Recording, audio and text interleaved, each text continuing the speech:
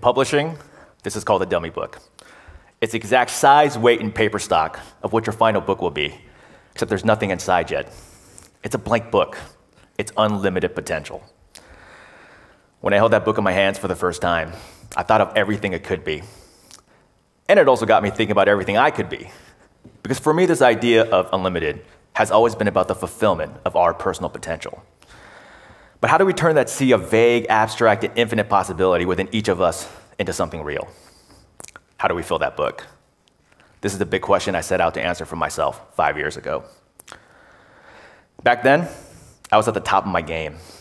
My design studio, Magnus Rex, had just finished working on large-scale conceptual development projects for Sega, Disney, and Marvel. Thank you. I got to draw and design for a living. I was drawing the Hulk smashing stuff. I was working on games, commercials, and animations. The 12-year-old version of myself would have said, "Good job, Derick. You made it." But even though my business was thriving, I knew for a fact I wasn't living up to my personal potential. I loved working for my clients, but my dream was to create something of my own, something that I felt like represented my vision. I felt like my book was still blank. Now, around this time, my girlfriend got into a great veterinary college in Minneapolis. So I stood at the crossroads. I could either stay in Los Angeles and keep on doing what I was doing, or I could take a risk, go with her, and create my own projects. In the end, I decided to go, because no matter how I sliced and diced it, it always came back down to one thing. There was a little voice inside of me, yes, a little voice, trying to say something. I didn't know what it was or what form it would eventually take, but I felt like I owed it to myself to find out. And more importantly, I was pretty sure that woman was the only person who would ever date me.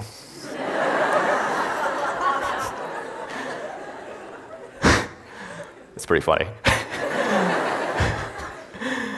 So what happened? Long story short, it was a complete disaster. Remember, it wasn't like I had a clear idea of what I wanted to do when I got out there. So for 2 years, I sat in a room with my cat Lando, with Lord of the Rings playing in the background, and I drew. I drew steampunk cowboys, cybernetic spacemen, musical gods shaped like Tibetan sculptures. Nothing looked or felt right. I couldn't get over the hump. This went on, and I'm not gonna lie, I got pretty gross. I was wearing sweats a lot. Or as my girlfriend called it, second skin.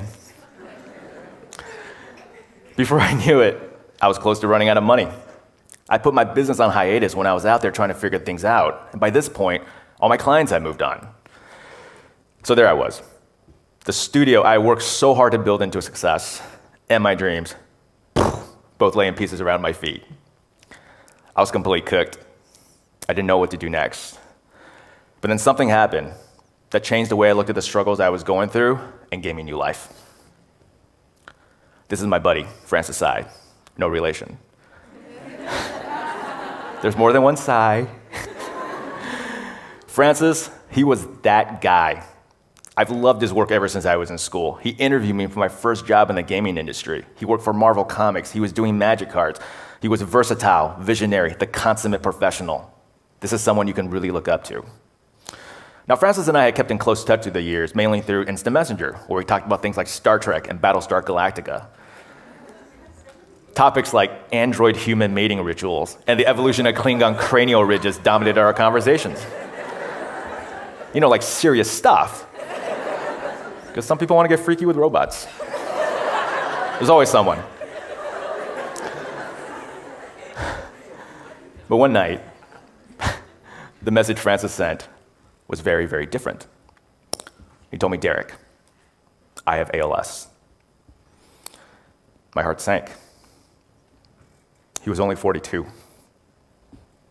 Now, ALS, or myotrophic lateral sclerosis, more commonly known as Lou Gehrig's disease, is a motor neuron disease that attacks the nerve cells responsible for our voluntary muscle control. Now, the best way I can describe it to you is, imagine you're still very much yourself, and your mind is perfectly functional, except nothing happens when you ask your muscles to move. Imagine being a prisoner in your own body. Couldn't begin to imagine what he was going through, but there was something about his situation that did resonate with me. At that point, I'd become paralyzed by my own fears and doubts. I was afraid to make another move because I didn't want to fail again. But luckily, as usual, Francis had a solution. First off, still able to smile. Never underestimate the power of positive attitude. Now, ALS paralyzes you little by little, so eventually he lost the use of his hands. That didn't stop him, because he still had his feet, so he used his feet. He began to paint these cool little portraits with his big toe on an iPad. It's amazing. Now, when he lost the use of his feet, he took it to another level and began to create art using technology that tracked the motion of his eye. So this is a setup right now. See that tablet PC on the swing arm in front of him? That's what he's using to make his art. Okay, so how does it work? Okay, you guys see that little device underneath the monitor? All right, there we go. Now that device illuminates his eyes with beams of infrared light. And then optical sensors, or tiny cameras, track the reflection off the cornea to determine what direction the eye is looking in. So with this, he's able to move a cursor around on screen and use programs like Photoshop to create art like this, with nothing but the motion of his eye. Let's take a closer look. I'm not sure I can do it with my hands at this point. He got back up. Despite everything, he got back up. This is how you deal with adversity. He didn't let perceived limits stop him, and no matter what happened, the guy found a way. If he didn't quit, then how can I? Over the course of the next year, I picked up whatever work I could, and I picked up the pieces of a prior failed project, and I created Mythica, an epic fantasy inspired by my love of mythology that I'm now developing into a graphic novel and an episodic animation. Thank you.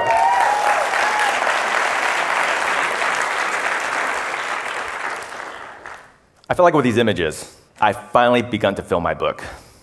I finally made something that I felt like represented my vision. And apparently my vision is puppets beating the hell out of each other. Take that, fears and doubts. I made puppets. Puppets are cool. Anyways, so when my girlfriend finished school, we got back to LA, and I started telling friends about Mythica and about Francis. Two things became clear. One, Francis truly, truly inspired them. And two, they all had their own Mythicas they wanted to make. So I made them a deal. If they would create their dream project, the thing that they felt like was the truest expression of their vision and of their potential, I would collect everything into a book, and we would debut it this year at San Diego Comic-Con.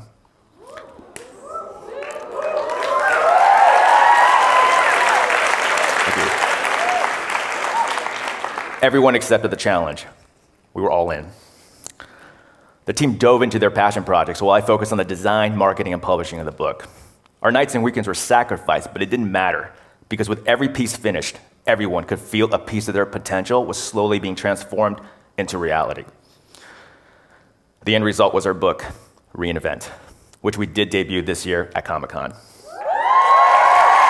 Thank you.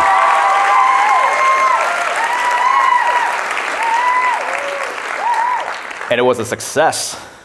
We ran a Kickstarter and got twice the amount we asked for. We were featured on CNN, Good Magazine, Kotaku, Imagine Effects, and even an organization called TEDxYouth SanDiego came knocking.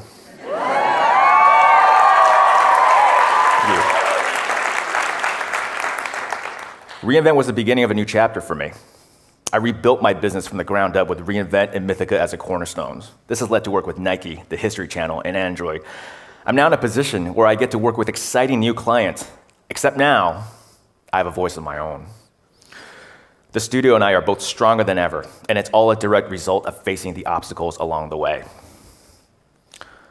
And I want to share the story with you today to show you what happens after the big fail.